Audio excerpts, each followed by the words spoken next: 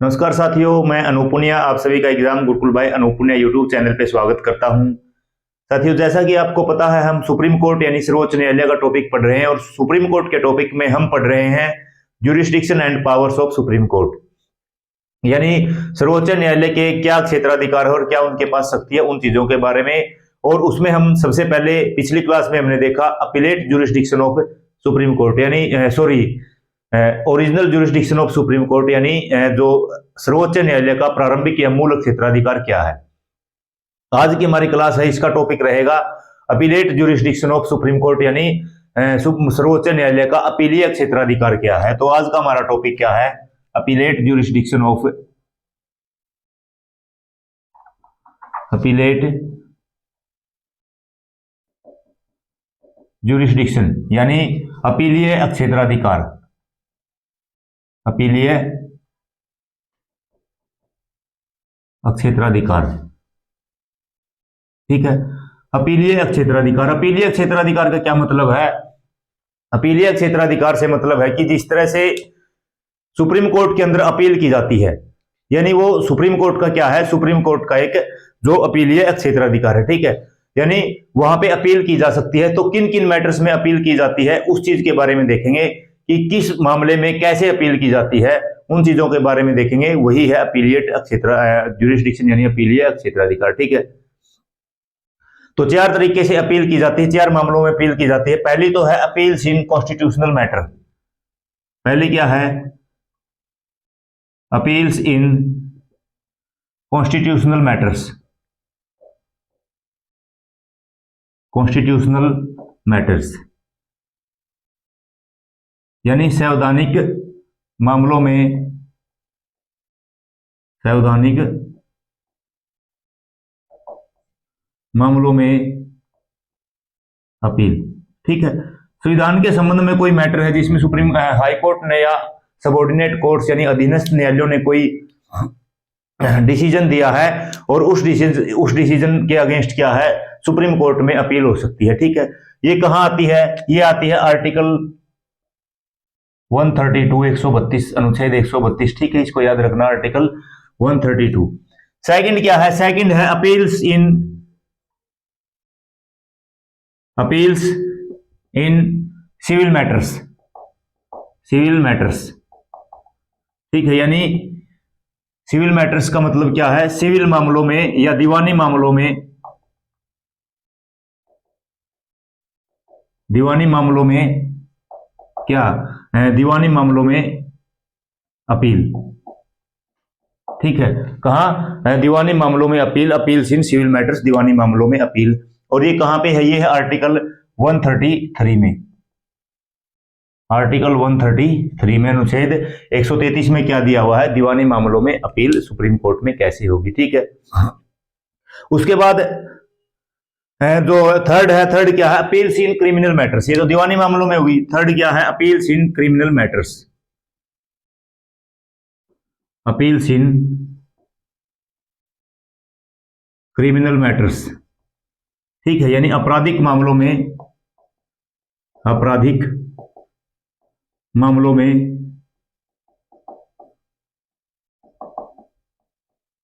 Appeal. और ये किस में है? आर्टिकल 134 में, अनुच्छेद 134 में। ठीक है, ये आर्टिकल ऐसे सीरीज से याद करोगे आपको आसानी से याद रहेंगे।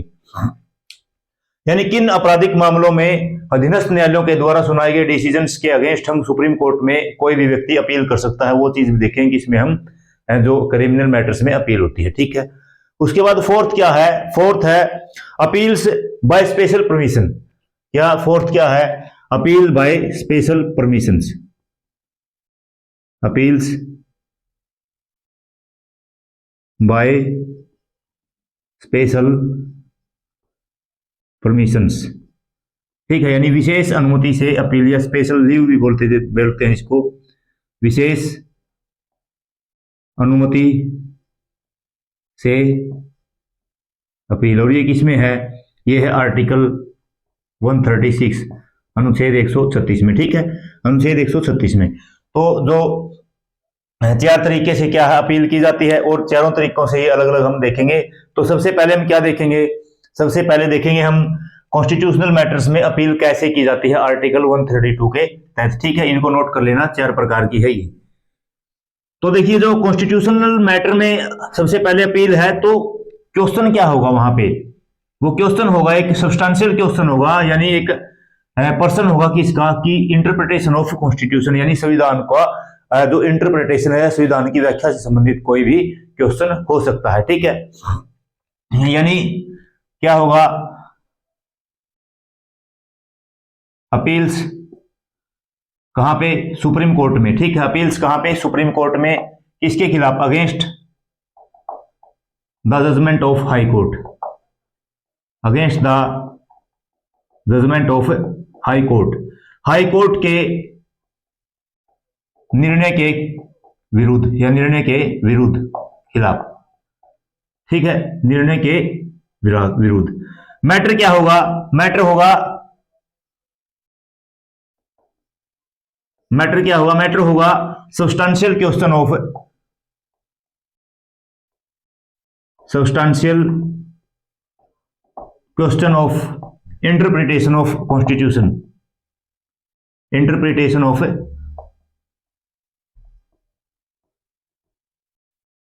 कॉन्स्टिट्यूशन। ठीक है, यानी संविधान की व्याख्या से संबंधित, संविधान की व्याख्या से संबंधित पर्सन कोई होगा। ठीक है, अगर कॉन्स्टिट्यूशनल मैटर्स है तो इसका मतलब क्या है? कॉन्स्टिट्यूशन की व्याख्या से संबंधित ही क्या होना चाहिए? कोई मामला होना चाहिए। तो यानी अपील मैटर्स कैसा होगा? मैटर होगा संविधान की व्याख्या से संबंधित, उसका डिसीजन किसने दिया हुआ? पहले हाई कोर्ट ने, उसके विरुद्ध कहां पे? सुप्रीम कोर्ट में अपील की जाएगी। ठीक है, इस चीज को आप एक सीरीज बना लेना। अब देखो सुप्रीम कोर्ट में क्या होगा फिर? जैसे सुप्रीम कोर्ट में अपील हुई, तो सुप्रीम कोर्ट में क्या हुआ? इसकी हियरिंग होगी, यानी सुनवाई होगी। सुप्रीम कोर्ट में जो इसकी सुनवाई होगी वो एटलीस्ट 5 जज होंगे, किसमें? जो बेंच बनेगी। ठीक है, कितने जज होंगे? 5 जज हो, कम से कम 5 जजों की बेंच में क्या होगा? इसका डिसीजन होगा। ठीक है, यानी ये तो एक संविधान की व्याख्या, और संविधान की व्याख्या तो क्या है? संविधान की व्याख्या तो फिर एक जो बेंच है वो बैठ के उसको इंटरप्रेट करेगी, उसकी व्याख्या करेगी कि किस तरह से ये वर्ड हमारे संविधान की व्याख्या को संबंधित करता है। अगर संविधान की व्याख्या का मैं एग्जांपल दूं, जैसे कि संविधान की व्याख्या कैसे होती है, जिस तरह से आपने देखा होगा, मैं यहां पे नोट कर देता हूं, डेमोक्रेसी अपने आप में वर्ड एक है, लेकिन अपने आप में बहुत विस्तार है इसका। रिपब्लिक,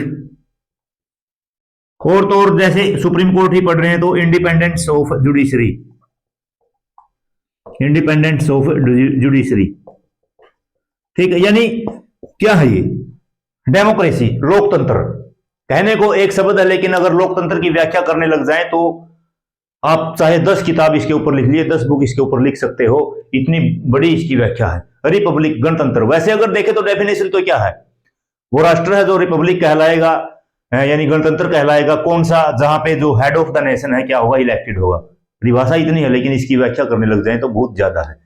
इंडिपेंडेंस ऑफ जुडिशरी, हमने देखा कैसे इंडिपेंडेंस ऑफ जुडिशरी यानी स्वतंत्र न्यायपालिका की व्याख्या कितनी बड़ी है। ठीक है, जैसे जुडिशियल रिव्यू है, मौलिक अधिकारों की व्याख्या कितनी बड़ी है। ठीक है, कहने को एक शब्द है, लेकिन उनकी व्याख्या क्या है? बहुत ज्यादा। अगर किसी केस में मान लो कोई ऐसा वर्ड आता है जिसको ये लगता है कि हाँ ये संविधान में इसकी व्याख्या करनी बहुत जरूरी है, ताकि भविष्य में कोई अगर डिसीजन आता है, कोई ऐसा मामला आता है, तो इस व्याख्या के आधार पर उसका डिसीजन या उसका निर्णय सुना जा सके, कोई भी न्यायालय उस निर्णय के आधार पर इसकी सुनवाई कर सके। तो इसलिए ऐसे मामलों के ऊपर क्या फिर कॉन्स्टिट्यूशनल मैटर्स के ऊपर अपील की जा सकती है आर्टिकल 132 के तहत सुप्रीम कोर्ट में।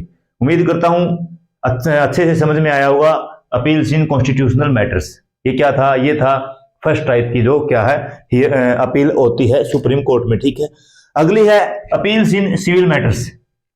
सेकंड क्या है? अपील्स इन सिविल मैटर्स, यानी दीवानी मामलों में। हेडिंग लिखो, अपील्स इन सिविल मैटर्स, यानी दीवानी मामलों में अपील, और article 133।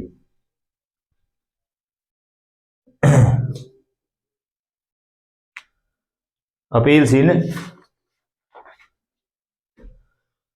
Civil matters, civil matters, ठीक है, इसको यहां लिख लेते हैं। यानी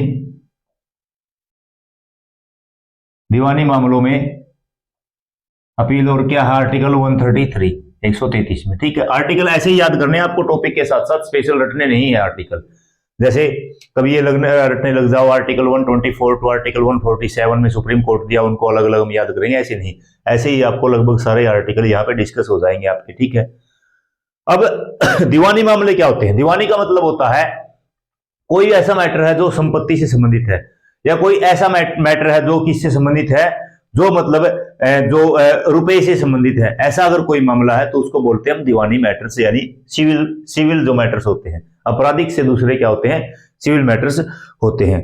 अगर उनकी बात करें तो अपील कहां पे की जाएगी? सुप्रीम कोर्ट में की जाएगी, जब हाई कोर्ट ये सर्टिफाई कर दे, ठीक है। यानी सबसे पहले तो क्या है, अपील्स कहां पे होगी?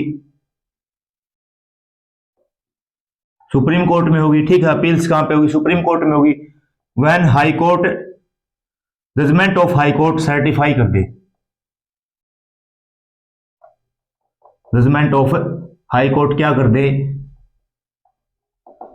सर्टिफाइज कर दे, प्रमाणित कर दे। यानी हाई कोर्ट का निर्णय क्या कर दे? प्रमाणित कर दे। हाई कोर्ट का निर्णय क्या कर दे? प्रमाणित कर दे। हाई कोर्ट का निर्णय क्या प्रमाणित करेगा? हाई कोर्ट का निर्णय यह प्रमाणित कर दे कि ये जो दीवानी मामला है, ये जनरल यानी पब्लिक इंपोर्टेंस का है क्वेश्चन है, पर्सन, यानी substantial question of public importance. तो क्या सर्टिफाइज कर दे? आप ऐसे ही लिखना इनको, अगर लैंग्वेज में पढ़ोगे तो आप उसको ब्रेक डाउन नहीं कर पाओगे। मैं लैंग्वेज को ब्रेक डाउन करके आपके सामने कम शब्दों में लिख रहा हूं, ठीक है। यानी ये सर्टिफाइज कर दे कि जो मैटर है क्या है, यानी सर्टिफाई क्या कर दे कि मैटर है जो, यानी मामला है वो क्या है? वो मामला है substantial question of, substantial question of public importance और जनरल इंपोर्टेंस, पब्लिक इंपोर्टेंस, यानी लोक महत्व का पर्सन है, लोक महत्व का पर्सन है, ठीक है। क्या है? लोक महत्व का पर्सन है। यानी कोई ऐसा मैटर है जो लोक महत्व का मतलब क्या है? एक पूरे व्यापक जो जनता है सभी के लिए एक पर्सन है, जो मामला है वो एक पर्सन के ऊपर अटका हुआ है, और भविष्य में वो पर्सन क्या बन सकता है? भविष्य में वो पर्सन एक महत्वपूर्ण मुद्दा बन सकता है, उसका अगर कोई मामला है तो, और हाई कोर्ट ये प्रमाणित कर दे कि ये पब्लिक इंपोर्टेंस का मैटर है, तो फिर कहां पे अपील की जाएगी? फिर अपील की जाएगी सुप्रीम कोर्ट में, ठीक है। या फिर मतलब सर्टिफाई कर दे कि ये जो क्वेश्चन है ये must be decided by Supreme Court, और क्या डिसाइड कर दे? जजमेंट ऑफ हाई कोर्ट क्या कर दे? This question is required, this question is required to decide by Supreme Court, by Supreme Court. यानी यह क्वेश्चन, यह पर्सन सुप्रीम कोर्ट द्वारा सुना जाना चाहिए, इसकी सुनवाई सुप्रीम कोर्ट द्वारा सुना जाना चाहिए। हाई कोर्ट खुद ही सुप्रीम कोर्ट को अप्रोच करने को बोले कि आप इसको क्या है, सुप्रीम कोर्ट में इसका निर्णय करवा सकते हो, तो इसलिए क्या है, फिर वो लेकिन जजमेंट किसका होगा? यानी सर्टिफाई कौन करेगा? सर्टिफाई करेगा, यहां पे ऐसे लिख लो इसको, ठीक है। एक ये हो गया और एक हो गया, दो हो गए, ठीक है। तो देखो लैंग्वेज को तोड़ दिया कि अपील कहां पे? सुप्रीम कोर्ट में, लेकिन जो हाई कोर्ट का जो निर्णय है, डिसीजन है, वो पहला प्रमाणित तो क्या कर सकता है कि ये जो पब्लिक इंपोर्टेंस का यानी लोक महत्व का पर्सन है। दूसरा ये कि इसको जो सुप्रीम कोर्ट में सुनवाई करवाने की जरूरत है, इसलिए इसको सुप्रीम कोर्ट में सुनवाई करवाई जाएगी, ठीक है। अब अगर ओरिजिनली बात करें हम, ओरिजिनली जो सिविल मैटर्स होते थे, यानी प्रारंभ में जो सिविल मैटर्स होते थे वो क्या थे? जो सिविल मैटर्स थे, सिविल मैटर्स थे वो 20,000 और अबो के मैटर्स होते थे, ठीक है। 20,000 या इससे ऊपर के जो मामले होते थे उनको सिविल मैटर्स बोला जाता था, और उन्हीं की जो अपील सुप्रीम कोर्ट में होती थी। लेकिन अब बात यह है कि क्या किसी भी मुद्दे को एक मॉनेटरी वैल्यू से जज किया जा सकता है? क्या पता मामला तो 10 रुपए का हो, 5 रुपए का हो या 100 रुपए का हो, लेकिन उसके अंदर से जो डिसीजन निकलना उस मैटर से वो बहुत इंपॉर्टेंट हो, भविष्य में वो अधीनस्थ न्यायालयों के लिए, सुप्रीम कोर्ट के लिए उस मामले में जो निर्णय आता है वो क्या पता आधार बन जाए। तो 30वां संविधान संशोधन होता है 1972 में, और जो ये मॉनेटरी कंडीशंस थी इसको क्या कर दिया गया, रिमूव कर दिया गया। ठीक है, उसके बाद क्या है 30th कॉन्स्टिट्यूशनल अमेंडमेंट एक्ट, 30वां संविधान संशोधन 1972। इसमें क्या है, 30वां संविधान संशोधन 1972 में क्या है जो मॉनेटरी वैल्यू थी, मॉनेटरी कंडीशन क्या कर दी गई, रिमूव कर दी गई। ठीक है, यानी जो रुपए की शर्त थी, मतलब कि भाई 20,000 से ऊपर का ही सुप्रीम कोर्ट में सुनवाई होगी, रुपए की शर्त वाली को हटा दिया गया, हटा दिया गया। ठीक है, तो ये था अपील्स इन सिविल मैटर्स, यानी दीवानी मामलों में अपील कैसे होगी। आर्टिकल 133 अनुच्छेद 133 के तहत एक बार देख लीजिए कि कोई भी मैटर्स है उसकी अगर अपील करनी है सुप्रीम कोर्ट में, तो सबसे पहले तो क्या है, हाई कोर्ट ये प्रमाणित करेगी कि ये मामला क्या है, ये मामला एक लोक महत्व का है यानी पब्लिक इंपॉर्टेंस का है, या फिर क्या हो हाई कोर्ट के ही लगे कि इस मामले में सुनवाई कौन करे, सुप्रीम कोर्ट करे। ठीक है, प्रारंभिक में जो सिविल मैटर्स थे, ठीक है, क्या थे जो सिविल मैटर्स थे वो अबो 20,000 और 20,000 यानी 20,000 या 20,000 से ऊपर क्या के मामले सिविल मैटर्स थे वो सुप्रीम कोर्ट में जाते थे। लेकिन मामला कोई 1 रुपए का भी हो सकता है और वो लोक महत्व में बहुत जरूरी हो सकता है। आगे जो सुनवाई ऐसे मुद्दे आगे भी आ सकते हैं कि कम वैल्यू का, कम मॉनेटरी वैल्यू का जो कोई मामला है और हो सकता है सुप्रीम कोर्ट में सुनवाई की जरूरत पड़ जाए। तो 30वां संविधान संशोधन 1972 में होता है, जो मॉनेटरी कंडीशन थी यानी रुपए की जो शर्त थी उसको क्या कर दिया गया, हटा दिया गया। और उसके बाद क्या है, कितने भी रुपए का मामला है उसको सुप्रीम कोर्ट में उसके खिलाफ अपील की जा सकती है। ठीक है, तो ये था क्या, ये था अपील्स इन सिविल मैटर्स। अब देखते हैं appeals in criminal matters, article 134 heading next क्या है, ये सेकंड था। ठीक है, अब थर्ड देखेंगे हम, appeals in criminal matters. Important है, ये चीजें आपको इतनी आसानी से समझ में नहीं आएगी। मैं जो लैंग्वेज है बुक्स में दी हुई है उसको ब्रेक डाउन करके आपकी सहूलियत के लिए लिख रहा हूं ताकि आपको पढ़ने में ज्यादा दिक्कत ना हो। ठीक है, appeals in criminal matters, criminal matters यानी आपराधिक मामलों में, आपराधिक मामलों में अपील। ठीक है, आपराधिक मामलों में अपील कौन सा नंबर है, ये थर्ड नंबर है। ठीक है, अब आपराधिक मामले, इसका मतलब आपको पता तो चल गया होगा भाई, जो अपराध से संबंधित मामले हैं, क्या है, अपराध से संबंधित मामले हैं वो क्या है, उन्हीं की अपील सुप्रीम कोर्ट में की जाएगी। कब की जाएगी अपील, ये चीज देखेंगे। तो क्या कर सकते हैं हम, अपील कर सकते हैं कहां पे, सुप्रीम कोर्ट में। अपील कहां पे कर सकते हैं, सुप्रीम कोर्ट में। कब कर सकते हैं सुप्रीम कोर्ट में अपील, पहला तो क्या है, अगर कोई अधीनस्थ न्यायालय द्वारा, सबऑर्डिनेट्स जो कोर्ट है उसके द्वारा, यानी सुप्रीम कोर्ट से नीचे मतलब हाई कोर्ट से नीचे, हाई कोर्ट से नीचे कौन है, डिस्ट्रिक्ट कोर्ट है या कौन है, सेशन कोर्ट है, उनके द्वारा किसी व्यक्ति को दोष मुक्ति का निर्णय उनको सुना दिया, यानी उनको क्या कर दिया, बरी कर दिया, एक्विटल ऑफ द मतलब क्रिमिनल, यानी उनको बरी कर दिया, उनको क्या कर दिया, दोष से मुक्त कर दिया गया। और ऐसा मैटर फिर अगर हाई कोर्ट में जाता है, और हाई कोर्ट में क्या है, हाई कोर्ट में किसी उस व्यक्ति को मृत्युदंड दे दिया जाता है। ठीक है, यानी sentence of death, death sentence जिसको दे दिया जाता है, तो फिर क्या है, वो सुनवाई सुप्रीम कोर्ट में यानी उसके लिए अपील की जा सकती है। ठीक है, यानी पहला तो क्या है, सबऑर्डिनेट कोर्ट तो क्या कर दे, सबऑर्डिनेट कोर्ट यानी अधीनस्थ न्यायालय, अधीनस्थ न्यायालय, अधीनस्थ न्यायालय क्या कर दे, अधीनस्थ न्यायालय क्या कर दे, अधीनस्थ न्यायालय कर दे उनको एक्विटल, बरी कर दे, एक्विटल यानी दोष मुक्त कर दे, ये बोल दे कि आपका दोष नहीं है इसमें और आप क्या हो, इस मामले में बरी कर दिए गए। ठीक है, और उसके बाद क्या कर दे, फिर हाई कोर्ट है जो, हाई कोर्ट क्या कर दे, हाई कोर्ट उनको डेथ सेंटेंस सुना दे, मौत की सजा, डेथ सेंटेंस यानी मृत्युदंड, क्या कर दे, मृत्यु दंड सुना दे, फिर क्या है, सुप्रीम कोर्ट में अपील की जा सकती है। कहां पे, सुप्रीम कोर्ट में अपील की जा सकती है। ऐसे नहीं है कि सुप्रीम हाई कोर्ट ने हो सकता है कुछ ऐसा मामला सुनाया कि भाई 3 साल की सजा, 2 साल की सजा, 6 महीने की सजा, तो आप हाई कोर्ट जाने लग जाओ, ऐसा नहीं है, ठीक है। यानी मृत्युदंड के का जो सजा है हाई कोर्ट ने सुना दी, तो आप सुप्रीम कोर्ट में अपील कर सकते हो, ठीक है। दूसरा मैटर क्या है, दूसरा मैटर यह है, अगर कोई मामला सबऑर्डिनेट कोर्ट्स में है, यानी अधीनस्थ न्यायालयों में है, और जो हाई कोर्ट है वो खुद अपने पास जो ट्रांसफर करवा लेती है किसको, मैटर को, ठीक है। यानी high court itself transfer the matter to, high court transfer itself transfer the matter to his own hearing, या ऐसे लिख सकते हो, ठीक है। इसको लैंग्वेज में कैसे लिखोगे, 1 मिनट, मतलब high court itself taken the matter,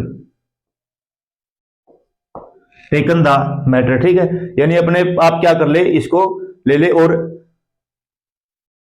itself taken the matter, यानी हाई कोर्ट अपने पास अधीनस्थ न्यायालय से, matter from subordinate courts, subordinate courts, ठीक है। यानी हाई कोर्ट अपने पास अधीनस्थ न्यायालय से खुद मामला मंगवा ले, ठीक है। अपने पास खुद न्यायालय जो अधीनस्थ न्यायालयों से, यानी जैसे हाई डिस्ट्रिक्ट कोर्ट है, सेशन कोर्ट है, इनसे, और फिर क्या कर दे, इसमें हाई कोर्ट उसको डेथ सेंटेंस सुना दे, डेथ सेंटेंस या मृत्युदंड उसको दे दे, या फिर मृत्युदंड उसको सुना दे, ठीक है। उस व्यक्ति को क्या कर दे, उस व्यक्ति को मृत्युदंड सुना दे, ठीक है।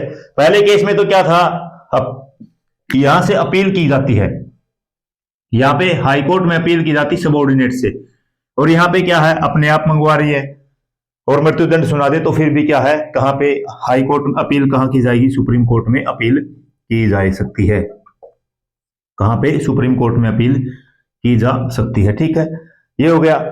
उसके बाद तीसरा क्या है, तीसरा ये है कि हाई कोर्ट खुद ही ये डिसाइड कर दे कि जो मैटर है ये फिट वन है, किसके लिए, ये फिट वन है सुप्रीम कोर्ट में सुनवाई के लिए, ये फिट वन है सुप्रीम कोर्ट में अपील के लिए, ठीक है।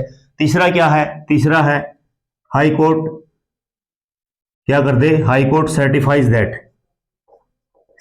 That this matter is fit one for appeal in Supreme Court, fit one for appeal in Supreme Court. यानी हाई कोर्ट ये प्रमाणित कर दे, हाई कोर्ट प्रमाणित कर दे कि यह मामला क्या है, सुप्रीम कोर्ट में अपील योग्य है, अपील, यानी हाई कोर्ट के मन में ये संशय है, जो न्यायाधीश है उनके मन में ये संशय है कि कहीं मेरे हाथों से गलत तो न हो जाए, इसलिए वो फिर क्या कर देते हैं, वो बोल देते हैं कि आप हाई कोर्ट में अपील कर सकते हो, ठीक है, वो रिकमेंड कर सकते हैं, ठीक है। अब देखो मैटर यहां पे ये आती है कि हाई कोर्ट ने यहां पे मृत्युदंड सुनाया, हाई कोर्ट ने यहां पे भी मृत्युदंड सुनाया, लेकिन हो सकता है आजीवन कारावास हो सकता है 10 वर्ष का कारावास हो, ठीक है। यहां पे भी हो सकता है आजीवन कारावास हो सकता है 10 वर्ष का कारावास हो। तो हाईकोर्ट हो सकता है हाईकोर्ट से भी कभी भूल चूक हो जाए और 10 वर्ष या आजीवन कारावास सुना दे, और फिर उस व्यक्ति को रोक दिया गया कि आप तो सुप्रीम कोर्ट में अपील ही नहीं कर सकते। तो इस मामले को देखते हुए 1970 के बाद पार्लियामेंट ने जो अपीलेट जुरिस्डिक्शन था उसको क्या किया, उसको एक्सपेंड किया, यानी उसको फिर इनहेंस करने का काम किया, ठीक है, यानी जो इनलार्ज करने का काम किया। तो 1970 में फिर, ठीक है, 1970 में ऐसे ही साइड में लिख लेना, जो पार्लियामेंट थी, संसद है, इसने क्या किया, इनलार्ज कर दिया, क्या कर दिया, इनलार्ज कर दिया किसको, appellate jurisdiction of Supreme court, appellate jurisdiction of Supreme court, Hindi में लिख लेना, सुप्रीम कोर्ट के अपीलीय क्षेत्राधिकार को क्या कर दिया, इनलार्ज कर दिया, यानी बढ़ा दिया। क्या बढ़ाया भाई, जो दोनों मामले हैं, पहला तो क्या है, अधीनस्थ न्यायालय में दोष मुक्ति हुई, अपील हुई हाई कोर्ट में उसके खिलाफ और हाई कोर्ट ने मृत्युदंड दे दिया, और मृत्युदंड की जगह पे हो सकता है यहां पे लाइफ इंप्रिजनमेंट हो, लाइफ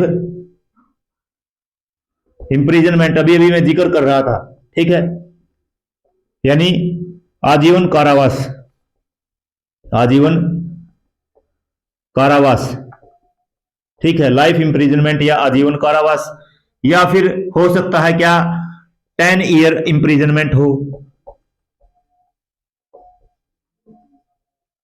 यानी 10 वर्ष का कारावास हो, ठीक है। 1970 के बाद फिर क्या प्रावधान किया गया, दोनों मामले में या तो मृत्युदंड हो या आजीवन कारावास हो या 10 वर्ष का कारावास हो। अगर हाईकोर्ट में मृत्युदंड देने में चूक हो सकती है तो क्या आजीवन कारावास और 10 वर्ष का कारावास देने में चूक नहीं हो सकती? बिल्कुल हो सकती है। तो 1970 में पार्लियामेंट ने जो अपीलीय क्षेत्राधिकार था सुप्रीम कोर्ट का, उसको बढ़ाने का काम किया और उसमें मृत्युदंड के साथ साथ आजीवन कारावास और 10 वर्ष का कारावास भी जोड़ दिया। और आज के समय में क्या प्रावधान है, आज के समय में यह प्रावधान है कि जो सुप्रीम कोर्ट में अगर अपील करनी है आपराधिक मामले में, तो हाई कोर्ट में क्या जो मृत्युदंड दी हो या फिर आजीवन कारावास दिया हो या 10 वर्ष का कारावास दिया हो, इनमें से अगर कोई प्रावधान है तो आप सुप्रीम कोर्ट में अपील कर सकते हो, ठीक है। तो ये था मैटर किसका, ये मैटर था कि आपराधिक मामलों में कैसे जो सुप्रीम कोर्ट में अपील की जा सकती है, ठीक है।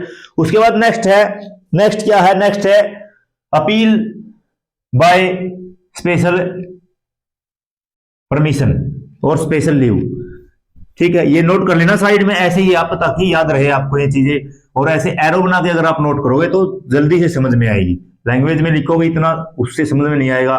2-3 बार ये रिवाइज करने के बाद बुक्स पढ़ना, बुक्स पढ़ने में आपको इतना आनंद आएगा बहुत ज्यादा, और आपको फिर ये भी लगेगा, कॉन्फिडेंस भी आएगा कि हाँ सर ने जो हर एक टॉपिक है बुक्स के वो कवर करवा रखे हैं, बुक्स से कुछ ज्यादा ही मैंने एग्जाम्पल वगैरह देके करवा रखे हैं, ठीक है। तो जो फोर्थ क्या है, फोर्थ है appeals by special permission, special permission, ठीक है, यानी विशेष अनुमति से, क्या विशेष अनुमति से क्या है अपील। और ये मैंने किस में बताया था, आर्टिकल 136 में, ठीक है। पहले क्या था 134, 133, 132, इनको ऐसे याद रखना, 35 यहां पे नहीं है, अगर देखना तो आप बुक में देख सकता हो, उसके लिए इतना ज्यादा इंपॉर्टेंट भी नहीं है, ठीक है। तो विशेष अनुमति से appeal, appeal by special permission, इसका क्या मतलब है, इसका मतलब यह है कि कोई किसी व्यक्ति का कोई मतलब किसी मामले में कोई जजमेंट मिला, हाई कोर्ट में जजमेंट मिला, ठीक है, और वो व्यक्ति संतुष्ट नहीं है, और वो जो पहले 3 कैटेगरी पढ़ाई है उन कैटेगरी में भी नहीं आता, और वो व्यक्ति क्या चाहता है, वो व्यक्ति चाहता है कि मुझे सुप्रीम कोर्ट में अपील करनी है, तो वो सुप्रीम कोर्ट से क्या कर सकता है, वो मतलब अपनी जो सुप्रीम कोर्ट से स्पेशल परमिशन से क्या कर सकता है, वो अपील की मतलब स्पेशल अपील की परमिशन मांग सकता है, ठीक है। यानी क्या है, सुप्रीम कोर्ट है वो ऑथोराइज्ड है ग्रांट करने के लिए क्या, जो स्पेशल परमिशन से अपील, ठीक है। यानी सुप्रीम कोर्ट इज ऑथोराइज्ड, इस मामले में क्या है, supreme court is authorised to grant the permission for appeal, permission for appeals in against, appeal against any judgement, against any judgement, appeal against any judgement of any matter, of any matter, ठीक है। यानी supreme court क्या है, supreme court के पास ये power है कि वो क्या है, किसी भी व्यक्ति को स्पेशल जो अपील है उसकी अनुमति दे सकती है, ठीक है। हिंदी में आप ऐसे नोट कर सकते हो। यानी एक तरह से ये क्या है, ये सुप्रीम कोर्ट की एक डिस्क्रेशनरी पावर है,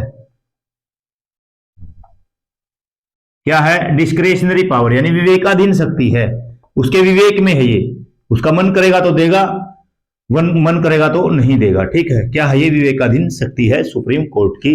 और ये पूछा भी जा सकता है कि स्पेशल परमिशन से जो अपील करने की अनुमति सुप्रीम कोर्ट किस आर्टिकल के तहत देती है, तो आर्टिकल 136 के तहत। ठीक है, तो ये था क्या, ये था अपीलेट जुरिस्डिक्शन यानी अपीलीय क्षेत्राधिकार सुप्रीम कोर्ट का। उम्मीद करता हूं आपको अच्छे तरीके से समझ में आया होगा और सभी चीजें आपने नोट डाउन जरूर की होगी। इस चीज की भी मैं आपसे उम्मीद रखता हूं। ठीक है, और आप देखना जो भी जिस बच्चे ने एचसीएस का एग्जाम दिया है, एक बार वो एचसीएस का जो पेपर उठा के जरूर देखना कि हमारे क्लास नोट से कितने क्वेश्चन आए हुए हैं और कितना डीपली हमने पढ़ा, जिससे एचसीएस में जो आप सारे के सारे क्वेश्चन एक क्वेश्चन को छोड़ के अटेम्प्ट कर पाने में आप सक्षम हो।